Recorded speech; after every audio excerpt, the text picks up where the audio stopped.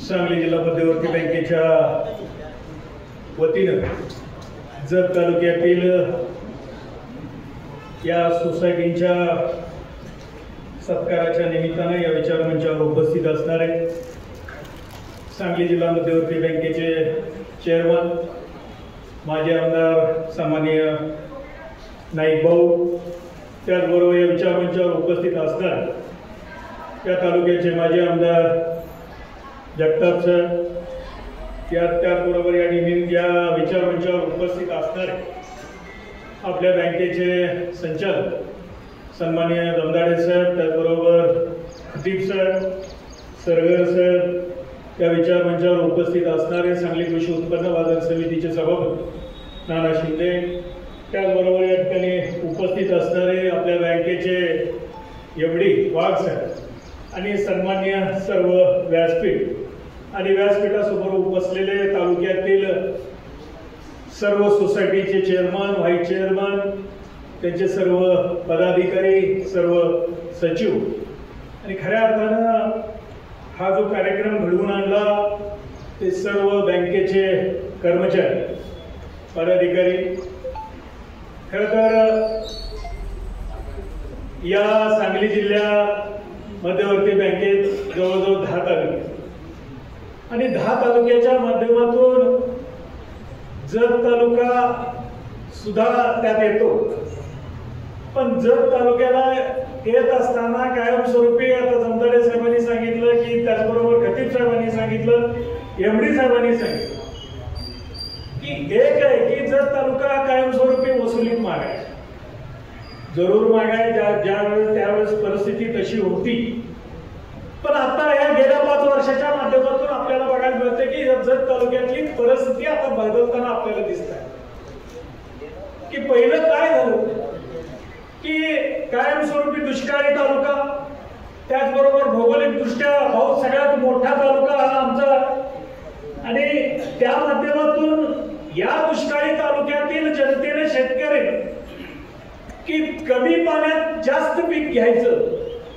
तर ते कुठलं घ्यायचं तर द्राक्ष पीक घ्यायचं.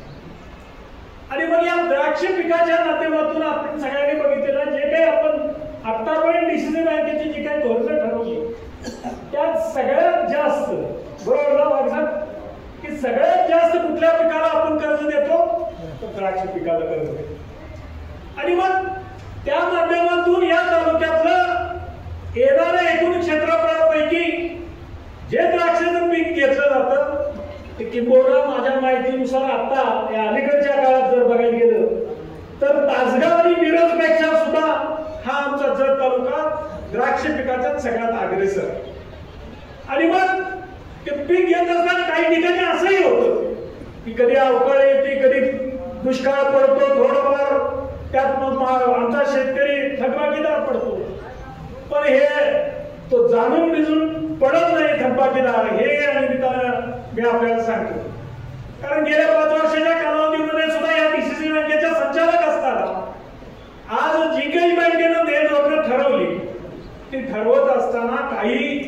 सोसायट्यांची जी काही व्यस्त तफावत खतीब साहेबांनी या ठिकाणी व्यक्त केली ती जरूर आहे. पण ती व्यस्त तफावत खऱ्या अर्थानं भाऊ माझं एक असं म्हणणं आहे की आमच्या इथं बरेचसे चेअरमन, व्हाईस चेअरमन बसलेले आहेत, संचालक बसलेले आहेत. पण या संचालकांना कितपत या कारभाराची माहिती आणि कितपत त्यांचं कारभार चालू येतोय हे सचिव या ठिकाणी आज खऱ्या अर्थानं ती शोकांतिका या निमित्ताने या जत तालुक्यातली वस्तुस्थिती सुद्धा मांडायला काय, बरोबर ना का चुकीचं वाटतं. म्हणजे एकीकडं की आज शासनानं देय धोरणं चांगली केले नाही असं नाही, आम्ही वारंवार सांगतोय की नवीन शिकलेली पोरं आहे ज्यांना त्याचा अकाउंटिंग मधला अनुभव आहे ती पोरं तुम्हाला सचिव म्हणून नेमता येते. आता बरेचसे सचिव इथं बसलेले नाही असं नाही की त्याच्याबद्दल मी पुन्हा नावच सकट घ्या म्हणून सांगायचं तर घेऊ शकतो, पण ते योग्य होणार नाही. पण एक आहे की त्या सोसायटीची थकबाकी वाढायला सुद्धा कारणीभूत या ठिकाणी थोडाफार सचिव सुद्धा जबाबदार आहे. आज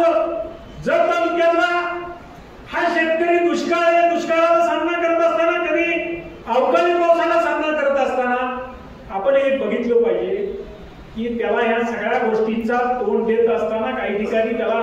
थोडंफार मागं पुढं होत असताना, म्हणून मी गेल्या 5 वर्षाच्या कालावधीमध्ये सुद्धा सारखं या मीटिंग मध्ये डीसीसी बँकेच्या सारखं मांडत होतो की तुम्ही त्या व्यस्त तफावत किंवा त्या सोसायटीची टक्केवारी कमी आहे म्हणून तुम्ही त्याला त्या सोसायटीच्या सभासदाला कर्ज वाटायचं बंद करू नका, हे कारण म्हणजे एखादा शेतकरी म्हणत नाही की त्या सोसायटीची व्यस्त तफावत असेल किंवा टक्केवारी कमी असेल, पण एखादा शेतकरी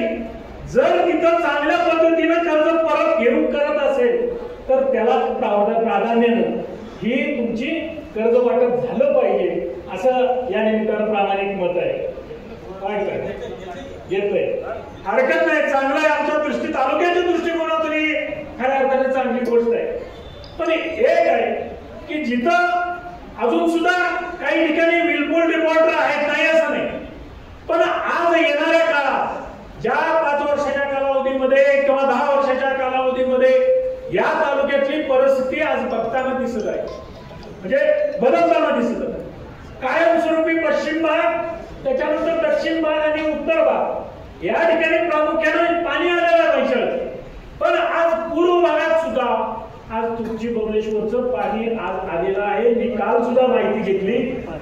की जवळजवळ मला वाटतं आले की नाही सरपंच का नाही आलं, म्हणजे आता सुद्धा मोठ्यावाडी तलावात कालच्यापासून संध्याकाळपासून पाणी आलेलं आहे. म्हणजे पूर्व भागात सुद्धा या येणाऱ्या काळात या ठिकाणी या तालुक्यातल्या शेतकऱ्यांना कुठलं का पाणी होईना त्याच्या पाण्याची पातळी आज वाढताना दिसते. आणि या निमित्तानं आमच्या तालुक्यातला शेतकरी आज तुमची बबलेश्वरचं नाव घेतल्यानंतर काही ठिकाणी कुणी टीकाही करल, काय म्हणा त्याच्याबद्दल काय म्हणायचं नाही, पण एक आहे की या तालुक्यातल्या शेतकऱ्यांना आज पाणी मिळते, त्या पाण्याच्या माध्यमातून या तालुक्यातला शेतकरी आज चांगलं उत्पन्न घेताना सुद्धा आज आपल्याला बघायला मिळतं. आज बरेच भाऊ या निमित्तानं शेतीपूरक व्यवसाय आज जत तालुक्याला वाढताना दिसतंय की त्या शेतीपूरक व्यवसायानं सुद्धा खरं तर बँकेनं कर्ज पुरवठा केला पाहिजे. आज बरेचसे तरुण आज या निमित्तानं त्या शेती व्यवसायाकडे वळलेले आणि या निमित्तानं त्यांना सुद्धा या शेतीपूरक व्यवसायांना खास करून जत तालुक्यात भौगोलिक दृष्ट्या मोठा तालुका, दुग्ध व्यवसाय मोठ्या प्रमाणावर आज वाढताना दिसतो. बरेचसे इथं याच सभागृहात काही ठिकाणी दूध संस्था चालक सुद्धा या निमित्तानं बसलेले, पण जनावरांचा जो आपण एक 10 ग्रुपला म्हणजे 10 जनावरांच्या ग्रुपला आज आपण कर्ज वाटप करतोय, ती आपण मर्यादा वाढवून एवढी असं काय धोरण आपल्याला बदल करता येते का, हा सुद्धा येणाऱ्या काळात आपल्याला तो विचार करणं या निमित्ताने या विचार मंचाच्या माध्यमातून आपल्याला विनंती करतो की येणाऱ्या काळात आज हा जत तालुक्यातला शेतकरी, दुष्काळी तालुक्यातला शेतकरी आज चांगल्या पद्धतीनं उत्पन्न वाढवताना दिसतोय. म्हणून ज्या काही आधीच्या वक्त्यांनी या निमित्तानं व्यक्त केली की काही सोसायटी जत तालुक्यातला वसुलीचं प्रमाण कमी आहे आणि या वसुलीच्या प्रमाणाच्या माध्यमातून आज पण एक आहे की बाबा गेल्या 5 वर्षाच्या कालावधीमध्ये किंवा या 3 वर्षाच्या कालावधीमध्ये हा आपल्याला बदल होताना दिसतोय की टक्केवारी वसुलीची प्रत्येक सोसायटी आज वाढताना दिसते. म्हणून येणाऱ्या काळात सुद्धा महिला बचत गटांसाठी सुद्धा भाऊ कर्ज वाटप या निमित्तानं करणं गरजेचं आहे. आज बरेचसे पूर्व भागाच्या वेगवेगळ्या भाकरीपासून मटकीपासून असे महिलांचे ग्रुप आहेत, त्या महिलांना सुद्धा या निमित्तानं कर्ज वाटप झालं पाहिजे अशी या निमित्तानं या विचार मंचाच्या वतीनं आपल्याला विनंती करतो. आणि येणाऱ्या काळात या